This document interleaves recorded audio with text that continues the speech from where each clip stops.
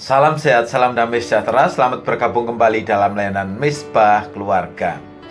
Ketika Yesus masuk ke bait Allah dan mengusir semua orang yang berjual beli di halaman bait Allah, Ia membalikkan meja-meja penukar uang dan bangku-bangku pedagang merpati yang tertulis pada Matius 21 ayat 12. Menurut saudara, ajaran apakah yang sedang Ia ajarkan, yang Ia sedang sampaikan kepada murid-muridnya? Beberapa orang mungkin akan mengatakan Yesus melakukan hal itu untuk menunjukkan murka Allah pada sifat serakah. Yang lain mungkin mengatakan bahwa Yesus hanya kehilangan kendali. Bagaimana kalau kita berpendapat hati Yesus begitu dipenuhi dengan emosi yang meluap ke dalam bentuk tindakan? Entah itu kemurkaan atau perasaan benar sendiri, yang jelas ada emosi yang sangat kuat di situ. Pemimpin tahu cara dan kapan harus berteriak, menggebrak meja, dan jika perlu mereka bisa melakukannya. Manajemen Omega kali ini akan membahas komit terhadap komitmen. Komitmen ini kata benda yang definisinya adalah perjanjian, janji untuk melakukan sesuatu. Sedangkan komit atau cengwo ini adalah kata kerja atau tindakan melakukan sesuatu yang dijanjikan atau mewajibkan diri dalam kamus bahasa Indonesia itu. Pemimpin yang tidak punya komitmen yang kuat pada cita-citanya itu tidak akan mampu menggugah komitmen dari orang-orang lain. Kitab suci menyebut-nyebut reaksi Tuhan terhadap kurangnya komitmen. Wahyu 3 ayat 15 mengatakan, "Aku tahu segala pekerjaanmu, engkau tidak dingin dan tidak panas." Peribahasa dalam bahasa Indonesia itu mengatakan panas-panas tai ayam. Alangkah baiknya jika engkau dingin atau panas. Jadi karena engkau suam-suam kuku dan tidak dingin atau panas, aku akan memuntahkan engkau dari mulutku. Itu kata Tuhan Yesus. Dan Ia terus-menerus memperingatkan murid-muridnya akan pentingnya memegang teguh komitmen terhadap cita-cita.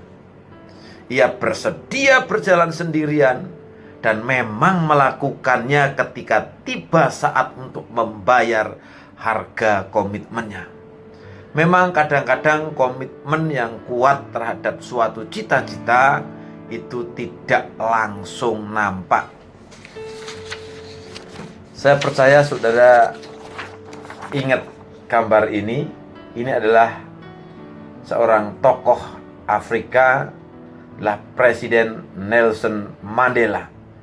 Nelson Mandela ini menjadi pemimpin kebebasan kaum hitam bukan karena ia ganteng dan karismatik. Coba lihat ya, wajahnya sih biasa-biasa saja.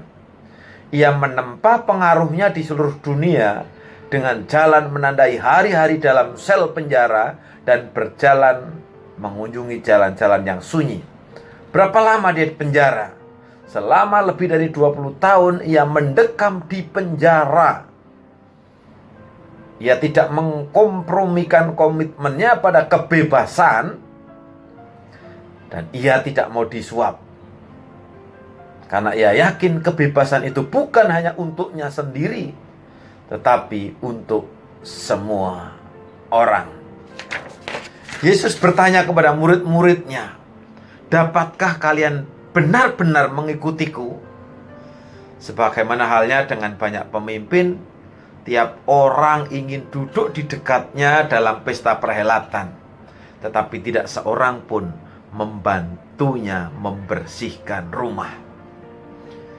Tiap orang bersuka cita pada pesta perayaan Minggu Palem ketika mereka menggelar daun-daun tamariska di hadapan kakinya.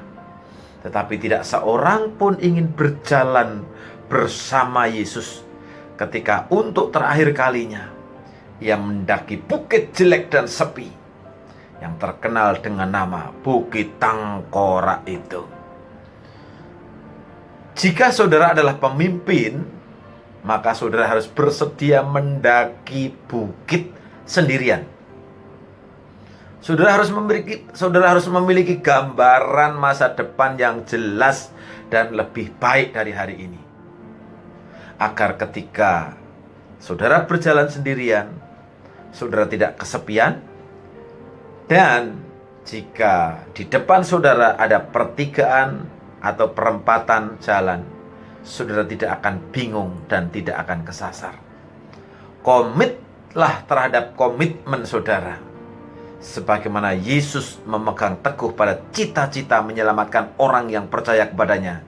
Dan Yesus mewujudkannya dalam tindakan. Itulah keberhasilan karena komit terhadap komitmen. Selamat mencoba, selamat menikmati. Tuhan Yesus memberkati saudara.